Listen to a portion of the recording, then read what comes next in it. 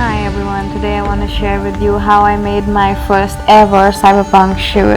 It's pretty easy actually, and some things that you can remember are right here to make your first ever cyber success. What you need for a cyberpunk is definitely an LED light setup indoors. It's the best when you have pink and blues and neon lights, so try them out. Get an LED strip from your nearest store. Light toys if you have a lights. So yeah, Katana is another fire prop, and it was added for the special touch of the character. It was kind of nice.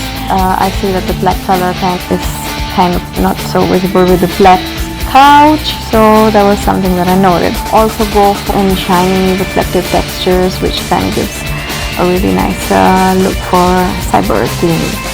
Hair, I have chosen silver wig, and if you don't have any wigs with you, you can just go for the Japanese buns. They go perfectly for this futuristic theme. And also you can make your own accessory. Try to make a DIY and used fabric and cardboard and stitched it up with some golden string and look nice, and I turned the armor actually.